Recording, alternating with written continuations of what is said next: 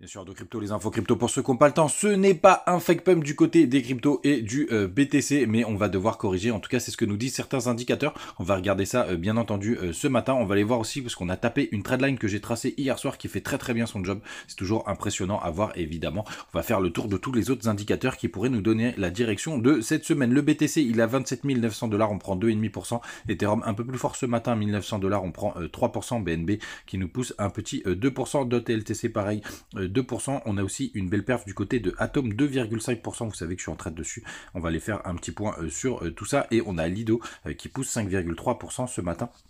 C'est la plus belle perf du top 35 et on a quoi, allez, je descends un peu plus, je descends de plus en plus. Moi, on a Arbitrum qui pousse quasiment 4% et QNT 6%.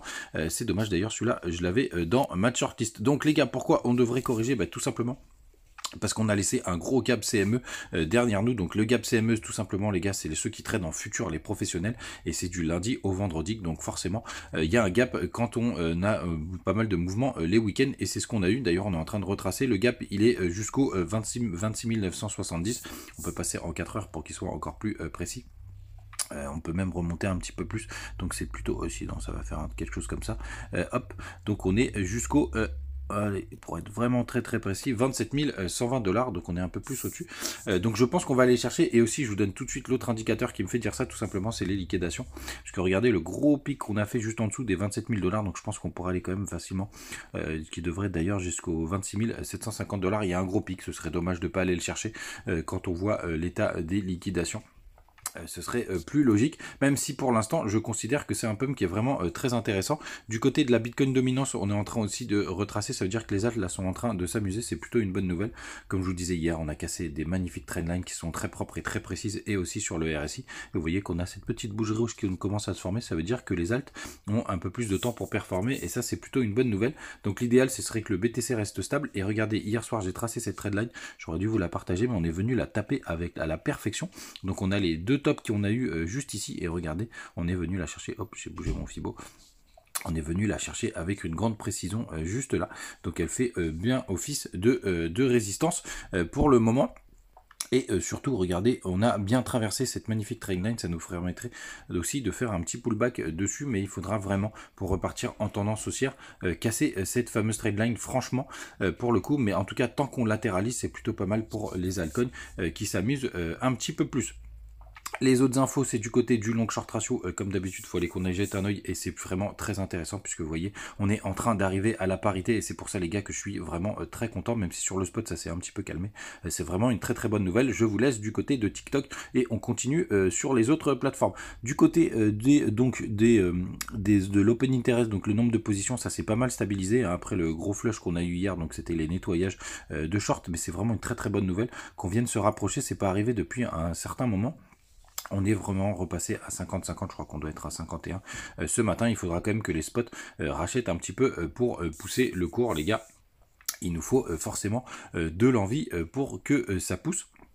N'hésitez pas à nous rejoindre sur le Telegram. D'ailleurs, hier, j'ai partagé un petit trade du côté d'Algo. Alors, pour être tout à fait transparent, on va en parler ce matin. Je me suis fait tout simplement sortir puisque j'avais monté mon stop un petit peu au-dessus pour payer les frais.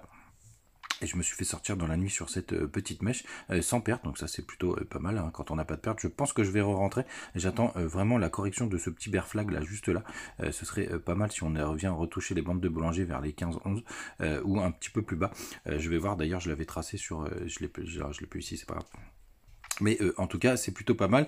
Atom, donc, qui se passe très très bien, puisque ce matin, je suis à 68%. Donc ça, c'est plutôt chouette. Du côté du 4 heures, ça reste pour l'instant haussier. Donc ça, c'est plutôt une bonne nouvelle. Iota, qui me fait rêver, qui me fait toujours rêver là pour le moment. Donc je laisse filer celui-là. Vraiment, celui-là, je pense que je vais le laisser filer un long moment.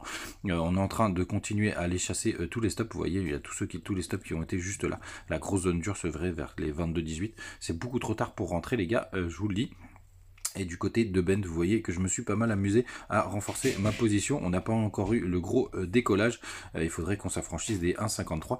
C'est plutôt pas mal. Et après, du côté de Fairdesk, je me suis amusé aussi à prendre pas mal de positions. Tout est dans le vert ce matin.